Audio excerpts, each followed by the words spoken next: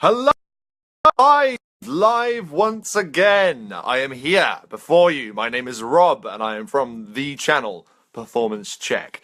I had a little bit of time, so I thought I would go live to see what's going on. Not just randomly, like I have stuff to talk about, but you know,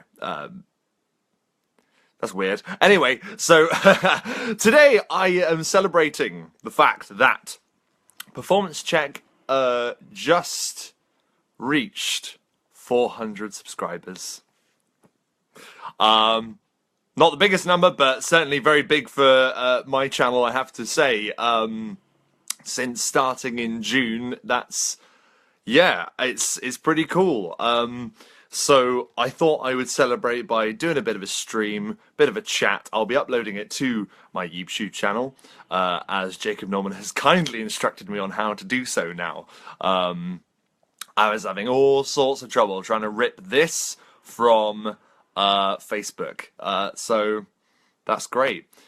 So 400. Hooray! Thank you ever so much for those of you. I'll tell you what would be really funny now. I'm dead on 100, so someone could unsubscribe, and then this would be for nothing. But there we go. I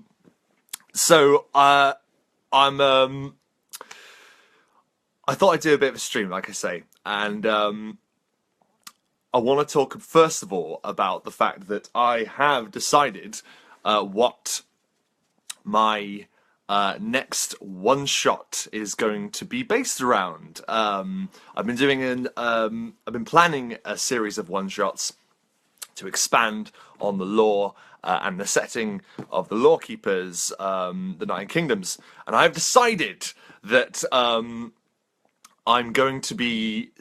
it's basically going to be based around the Court of Whispers, which is a very shadowy, strange organization of secrets, thieves, assassins. Essentially, what I'm going to be plugging it as, and this isn't an interest post, but this is what it's essentially going to say, is essentially, I would like you to imagine Bond versus Bourne, okay? This is going to be a campaign based around counter-spying. And this is going to be billed as the greatest feat of counter-spying the Nine Kingdoms never saw coming. So I'm really excited about that. So I'll be posting some details about that at some point in the not too distant future. I can see that Lloyd has joined. Hey man, how's it going? That's Lloyd the RDM. And Michael Barker. Hey man, how's it going? I'm going to move on to the topic that I was going to talk about, which is, why aren't you more afraid? I suppose I should probably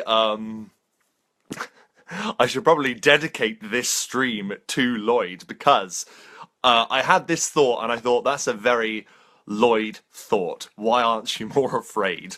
Lloyd, as I'm sure people watching this will know, runs very unforgiving, terrifying, like one-shots, campaigns. His settings are often very hard and brutal, which I absolutely adore. Being in his Lord of the Rings campaign at the moment is just showing you how dangerous Middle-earth can really be if you just decide to wander out into the wilderness of Ithilien. So yeah, this is my question. Why aren't you more afraid? So I'd like you to imagine that you run into some fella. You're with a bunch of friends, right? And you run into some fella and he says, "Boys, girls, how's it going? Look, I hope you don't mind doing me a huge favour here." And I've been really careless. I've left one of my ancient family heirlooms in that cave, and I could really do with you helping me out here. And the rest of you would be like, well, yeah, I guess, sure. Now, I should warn you, there are all manner of evil creatures with really sharp, horrible weapons, and they're likely to attack you. Now, think of this not as a D&D character, just think about that. Just think about you personally being asked to do that. Would you do it? No. Well, you might. It depends on the reward, doesn't it? But you would think twice. You would have a nervous feeling in the pit of your stomach. It is a horrible thing to have to do. Let's take another example. You are told that there is a man, okay, in charge of the place you're currently in, okay, like a land. And you find out that if you annoy this man, he can simply order people that work for him to kill you, and nothing would happen. Nothing would change. You would just be killed, and that was it. There would be no repercussions for that man. That's called a king. Why aren't kings more scary in games? You know, that's... I've just seen here, Lloyd has said, hello there, friend. Why aren't you afraid? It's my favourite. Absolutely. Well, dude, that's exactly what I loved about your stream you did on elves. You know, like, why aren't you more afraid of elves? Like, these supernatural, take the Tolkien elves, for example, supernatural beings that can move really quickly, that can see way better than you ever would be able to, that can move silently, that can dispatch dozens of foes in an instant with a flash of swords. Done. Why aren't you more afraid? Another example. You find out that the area that you're living in, okay, where you're living right now, someone tells you that there is a creature the size of a dinosaur that has wings and it can breathe fire, okay? Why aren't you more afraid? Why, like, what would possess you in your right mind to be told, if I give you some gold, will you go and fight that dragon over there? I think, and it's something that really entertained me today. I was just thinking about it on my day-to-day, as you do, and I just thought, why isn't there more of that in games? You know, as level 1 characters, for example, you go on your first adventure, and you're doing these jobs because you think, oh, well, no one else will. That's the logic behind it, isn't it? You have villagers and peasants and townspeople and mayors and lawyers and lords that want to pay people to do stuff because they don't want to, because it's terrifying and you could end up dying. And that's the reason why the heroes exist in D&D. They're there to fulfill that role, and for an outside perspective, you're there because you're in a role-playing game where you want to experience some kind of escapism. I can't speak today.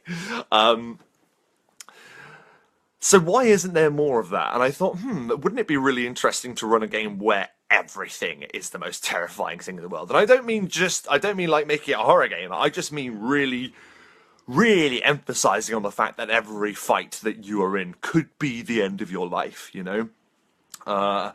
Just some guy holding a knife is terrifying. Some guy, like, walking towards you from the other end of an alleyway is, you know, you would drop a bunch, put it that way. You would, it's, you know, I think it's something that should be explored, and I will talk about ways that perhaps you could explore that in a bit, because I see that there are a few comments. So Lloyd, once again, there is a man who can wave his hands around and look into a crystal ball and see you, no matter where you are. He can then wave his hands around some more and fire rains from the sky. Why aren't you more afraid? Exactly. There is a witch. There is a witch in the other room, okay? You're in like a castle, like an ancient rundown castle. There is a witch in the other end of this this complex, okay? That can, if she wanted, stop time. She could stop time, walk up to you and cut your throat, or push you out a window. No, I know you can't do that and stop time, but you get the point. Like, oh my goodness me. Where's the perspective? That's what I want to know. Where's the, you know, where's the fear? Marquise, hey man, thank you very much for joining me. From my perspective, the character is afraid, but instead of an obstacle, it's fuel. The fear kicks in there. Fight fight flight into full swing, or makes their wits sharpen, or makes their hands deft. Panic is the preliminary response, and fear is an underlining, ever-present, but not all-consuming thing. Yeah, absolutely. Like, I think that's a really good way of putting it. Like, it's the true of any emotional or instinctual response, isn't it? It's what you do with it. And I'm not saying you should have your player, if you're a player, I'm not saying that you should play your character as if they are utterly terrified and trying to scramble from the room. But as you quite rightly say, Marky, that it should be an ever-present feeling that any moment could be your last. And I think it's something that could be played up to great effect, you know. This is a role-playing game at the end of the day, isn't it? And if you are going to be in that situation, you obviously want to role-play it to the best of your ability. Why not harness that element? Why not harness the fact that if you miss your next attack, the one that is the counter-attack that follows it from your enemy, it could be your last. So when you miss, you know, there's a pang of fear and terror as you realise you have swung wide, leaving yourself completely open to a counter-assault. Lloyd, there is a man who literally speaks to a god, and that god gives him powers. Hashtag WAYMA. Why aren't you more afraid? Oh, you know, I think this is a show in the making. I think actually we should just do it. Me and Lloyd, okay? Lloyd, we'll do a show. Why aren't you more afraid? And I think it will be the best thing that I think I've ever done ever. So yeah. Chris Wilhelm, hey Chris, I was watching your streams. I had a few backlogged, so I've been watching those. Really cool stuff, man. I had actually been meaning to talk a little bit about the subject that you spoke about recently. I think about the having 12 players at your table. I thought I've also been in that situation. I've been both a player and a GM in a mass game. And I thought that your thoughts about that were really interesting, and I think I'd like to talk about that at some point as well. Marquise. Another thing is that while being afraid happens when you face the supernatural, if you're someone who has the power to wave his hands and throw meteors at people as well, you probably won't be as afraid as a random commoner from a small village in the middle of nowhere. Absolutely, Marquise. Like, it is a matter of perspective, isn't it? And once you're obviously a character that has more powerful abilities and things, then yeah, absolutely. But I suppose there are other things that, you know, you could be more afraid of. There's always a bigger fish. It's horrendously quote the Phantom Menace. Dennis is here. Hey, man. I think in the average D&D, I am the mindset of the hero. This kind of stuff is my job. If I was afraid, I would stay home and farm. Absolutely, man. Like I say, like the heroes are, I suppose, the exception. They can still feel that fear, but as Marky said earlier, they're able to use that as fuel and overcome fear. But I feel it's something that should be ever present. It should be something that, you know, is a problem, and that's something that you can do as a DM as well, not just as the player. As a DM, you can really emphasize the fact that although you are, say, you have a low-level encounter with goblins, you know, it might be slightly smaller than you, but it is incredibly aggressive and enough description and mood setting. I think that even a simple goblin encounter could be the most terrifying. I mean, look at the Mines of Moria, okay? They're goblins, but there are bunches of them, okay? That is the most terrifying thing in the world. Just a swarm of people just coming after you. You wouldn't stand a chance. Even if you are a hero, you know? Marquise, or you might be more afraid if you're a warlock and waiting for things to backfire. Absolutely, that's the thing. Like, it doesn't necessarily have to be fear of immediate death. Warlocks have a Faustian-esque pact that at some point they're going to have to pay up on. They're going to have to return the favour. They have a fear of the ticking clock, which is something that you can apply to your game. Like, your hero's fine. They might not be afraid of losing a fight, but they may be afraid of losing their, you know, failing their objective. the consequences of what happens to people that they care about. Or things that mean things to them, like their wealth, for example, could come into jeopardy. You know, it doesn't necessarily have to be good people that are afraid, neutral people, and even evil people. So yeah, cool stuff. I do love warlocks as well. Warlocks are really cool. Lloyd, new podcast, making things terrifying. Let's do it, dude. I think that's a great idea. Because I think if that isn't present at least a little bit, then I think, you're missing out. Absolutely. Scott and Drake have arrived. Hey guys, how's it going? Just to explain, I'm really bad at scrolling through these comments. I am developing my live skills, but easy come, easy go. Drake Warren, STM, I would watch that, Lloyd. Absolutely. Lloyd says, it's one of the things that make Darkest Dungeon so great. Absolutely, man. I completely agree. Even heroes find it hard to continually face the darkness, and they start to get madnesses and don't want to go back. Just because you swallow your fear doesn't mean it doesn't affect you. Absolutely. It will affect you psychologically. Absolutely, it will. That's a really good example to bring up, is Darkest Dungeon. I've only played bits and pieces of it. But I understand the system and how that game runs. It's a computer game, and you see that your that your party basically collect flaws that depending on what situations they find themselves in, and that can eventually become a detriment rather than that can outweigh their effectiveness in the party.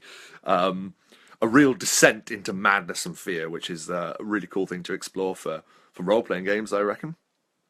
Dennis, however, there are many gamers, GMs that are very good about putting the hero in very harrowing situations. Definitely a lot of fun.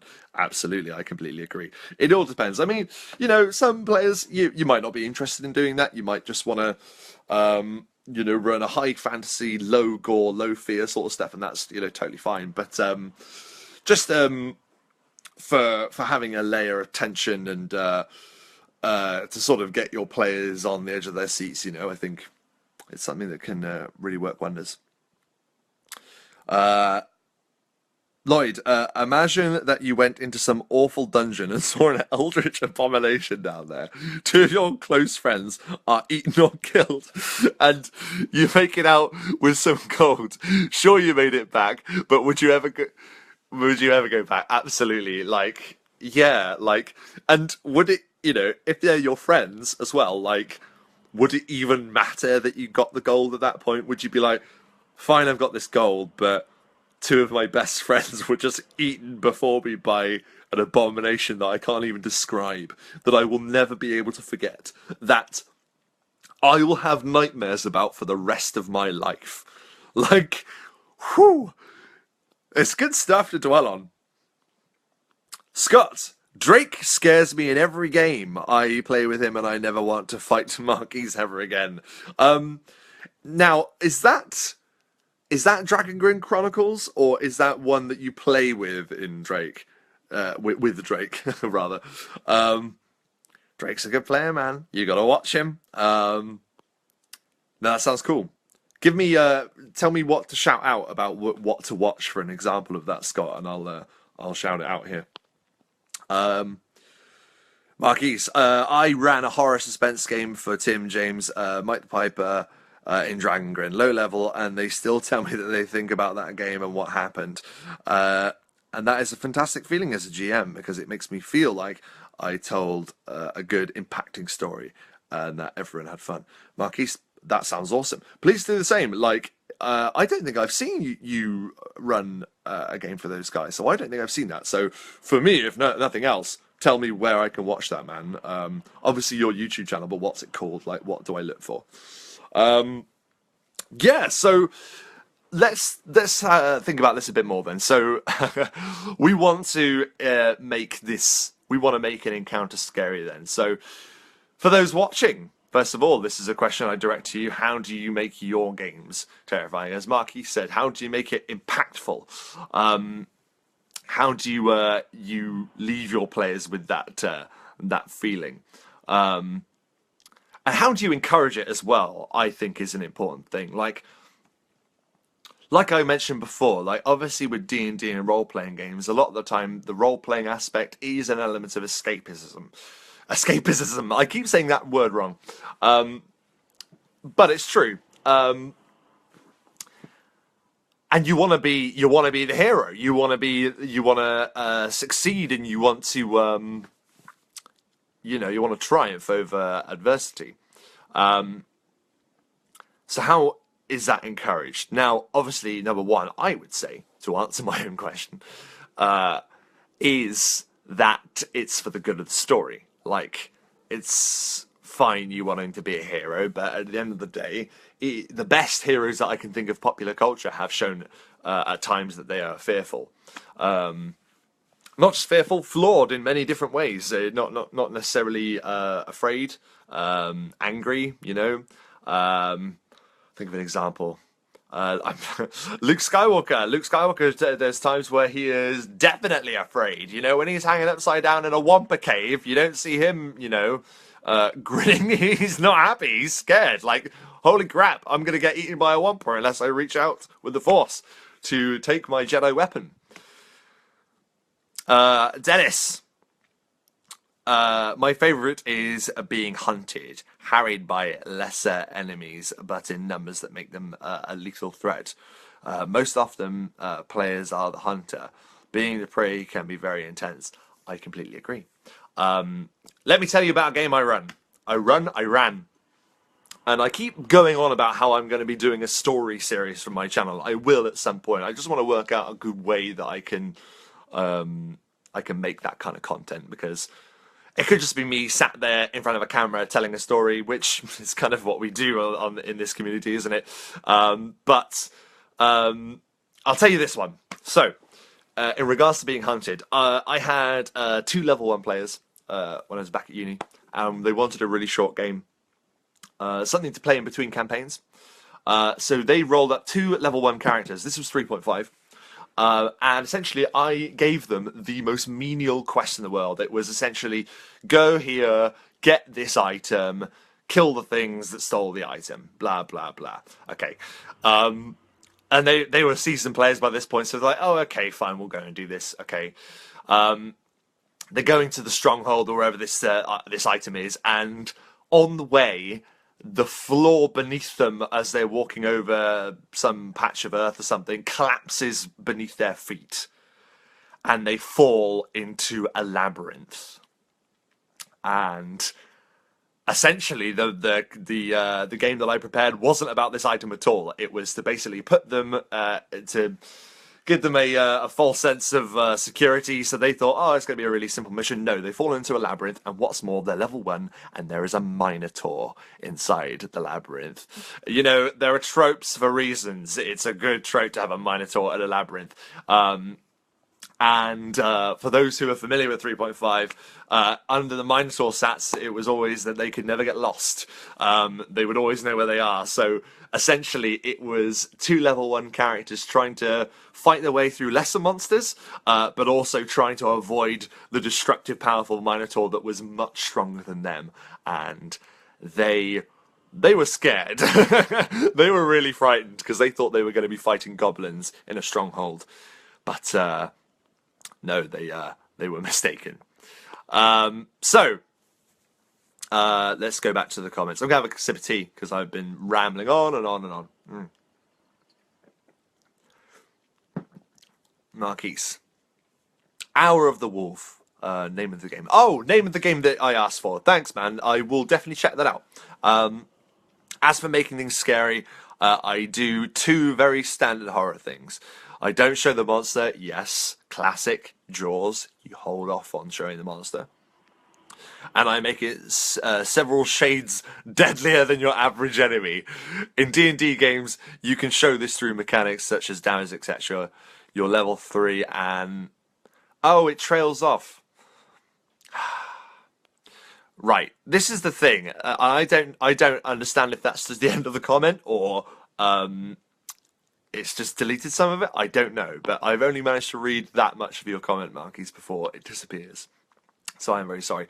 But no, absolutely right. You can use mechanics to obviously show that you're to instill fear in your players. I mean, there is nothing good about being told that something has just done like 30 damage to you. You're just like, what? What? What? So yeah, absolutely. I think that's a really good idea. You know, players are smart and they understand that obviously whilst this is role playing, it's also a game. And when the game's balance seems to shift against them, they'll know and they'll be worried. So very good point. Scott Eustace, Dragon Grin, and other games I played in that he ran. Drake always gives you that feeling that you are standing on moving sand. At any point, your feet could get swept out from under you, especially when you think the ground is stable. It's a constant looming fear. Absolutely. Like a continual sense of dread isn't the easiest thing to achieve the whole time, but it is always very effective. That sounds awesome.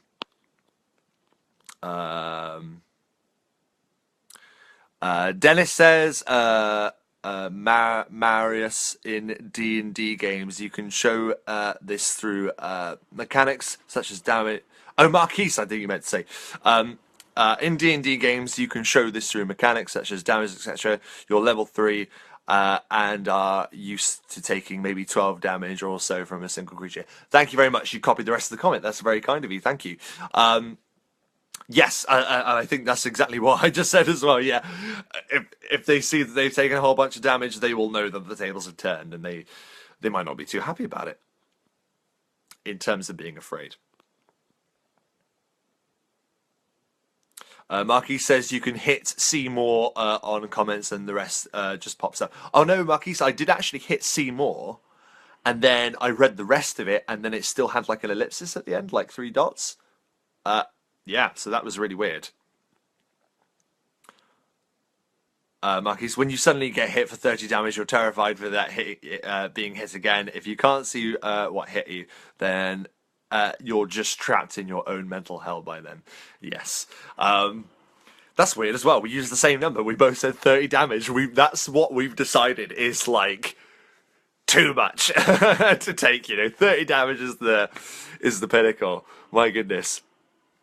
What in tarnation? Yeah, Marquis, like it's happened before. To be honest, it's probably my phone, I will say. My phone's okay. It's it's not the oldest phone, but it's not the newest phone, and I have noticed there have been a few little issues with Hangouts on it. But Hangouts going live. But yeah, it's it works okay-ish, I guess. Chris Wilhelm, you should make the story videos like Masterpiece Theatre. Crushed velvet jacket, a large book you conveniently close as the camera comes in on, smoking a pipe. Or smoking bubbles if you want to be silly. Chris, you bloody read my mind, man. That is kind of what I was thinking.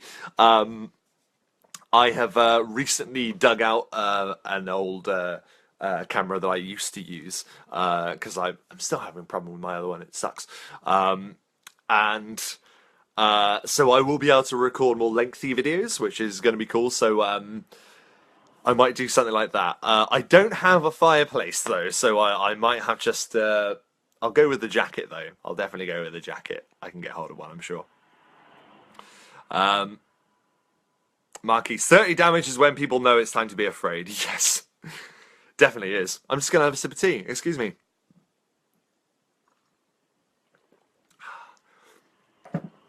Whilst we're on the topic, actually, with the story series, like, what are your thoughts on that kind of thing? Like, I've seen a few people kind of sit down and talk about their D&D stories. T the Writer being the predominant one in my mind that I know of anyway. Is it less exciting hearing about these stories when you're not actually watching the game? Like, it's cool to watch the game. Obviously, it's really cool to play in the game. But just hearing about it from one person, is that interesting at all?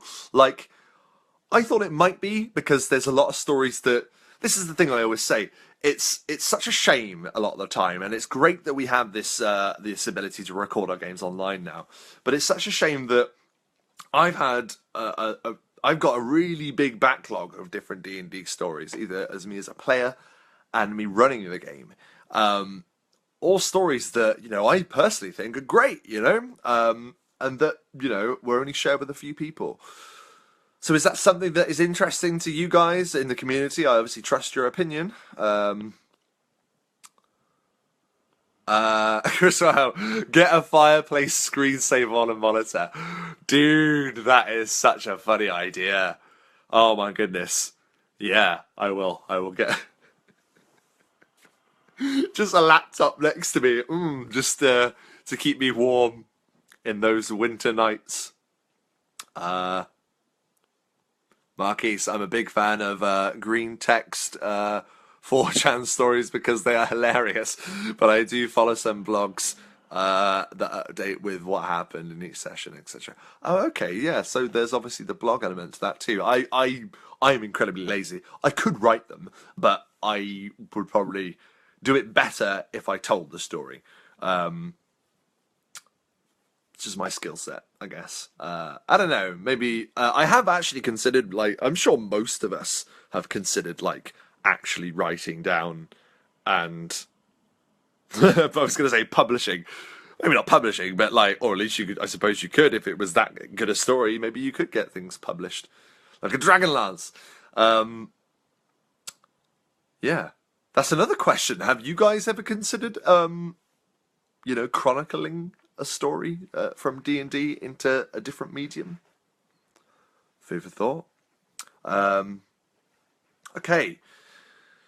So, this was a bit of all over the place. Like, I covered a few different comments. I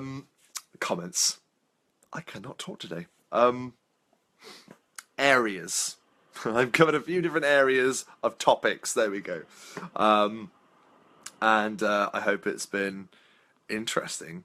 Really, I just feel like I ramble on these quite a lot. Marky says I could enjoy like a cool production of you talking about stories. Chris's ideas makes me want to watch more. And then Chris would say, I would try to keep the story videos short, maybe 10 minutes or less. I completely agree. Yeah, they should be short and snappy. Like, you're not going to be sat there going into, like, massive amounts of detail. I mean, I suppose a really good example of this sort of thing is actually, for those watching as well, you should check them out. Chris from Drop Dice does this podcast called The Whispering Stones. And it's just a podcast. They usually, I think they're about 20 minutes. Correct me if I'm wrong, Chris. Where it details elements of the lore in his world. And I thought that's a really cool idea because it's short, it's sweet, and it's something that you can listen to and just have on whilst you're doing something else or whatever. And you get a bit of inspiration about sort of background stuff. And yeah. It's interesting. So I guess that's the format to go with, if any, I'd say, because I really enjoyed those. There was a really good one with the Lich, I seem to recall. It was a little while ago, but I remember the Lich one. That was awesome. And for those who haven't checked it out, go check it out. Chris, by all means, whack where they can check them out in this, because it's well worth a listen. David Matthew Huffman. I have attempted novelizing some of my favourite campaigns. It is easier than I thought it would be after I actually started. I think that's always the case, isn't it, when it comes to writing? When I've done writing, mainly I've written scripts for shows to put on and stuff. I'm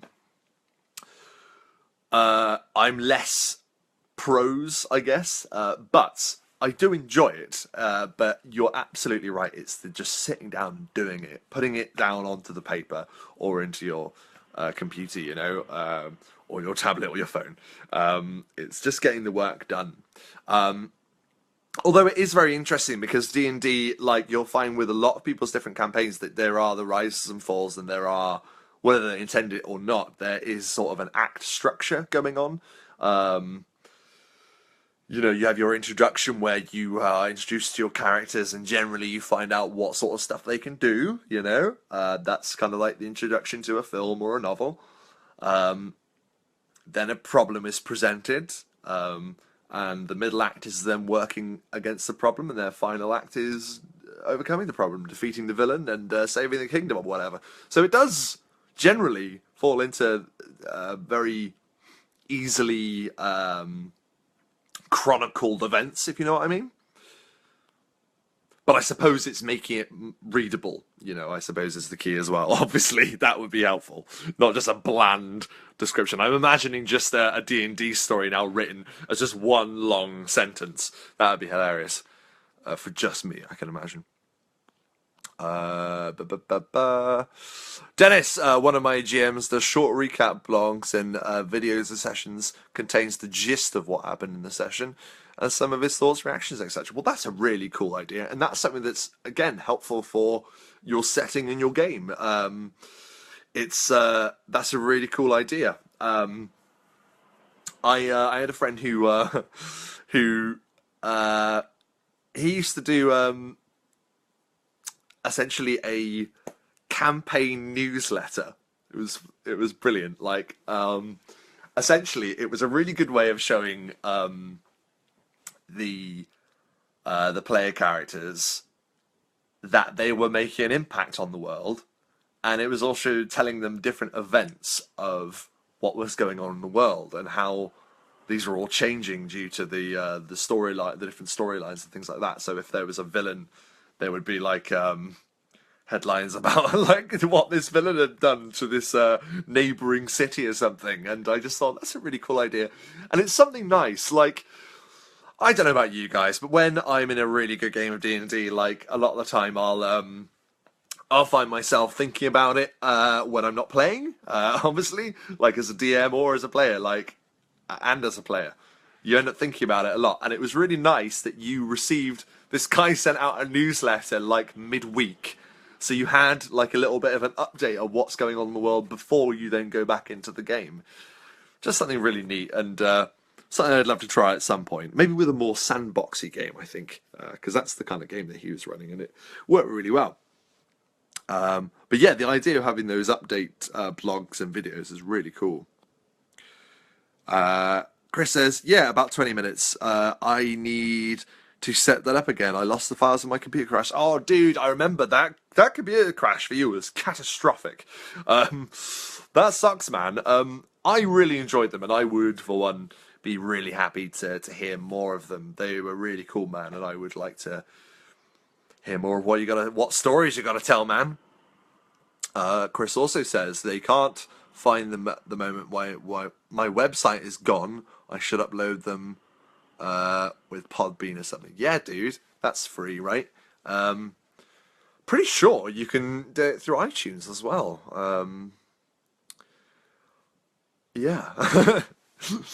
You should definitely do that, man, because it'd be well worth a listen.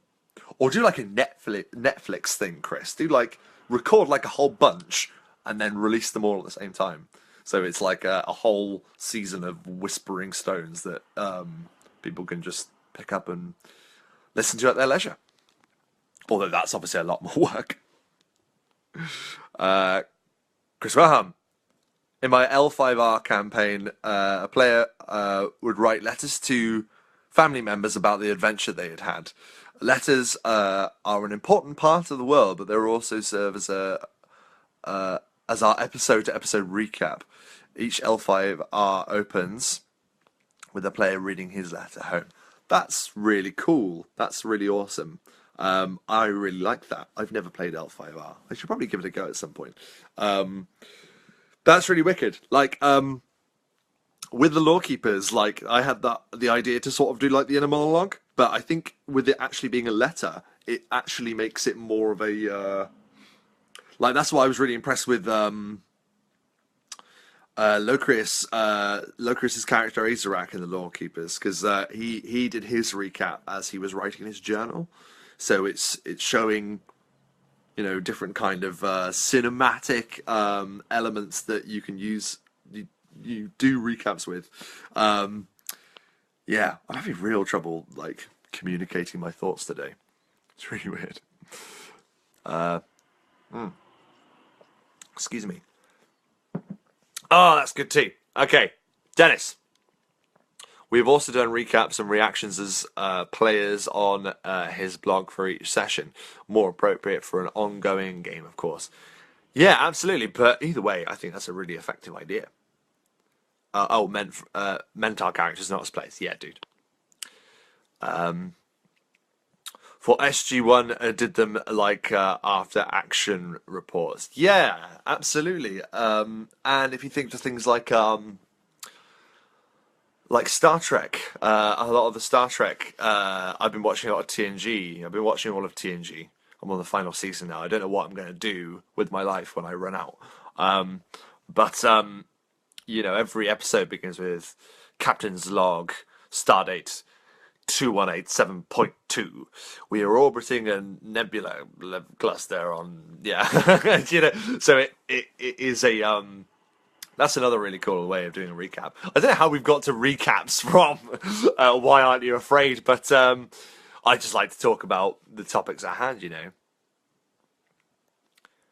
DS9 next. I don't know, man. Like, I tell you what, it's really weird. Like, I really like. I won't go into too much about Next Gen, but I really like Next Gen because of the cast. I really like the writing and the setup about it and stuff.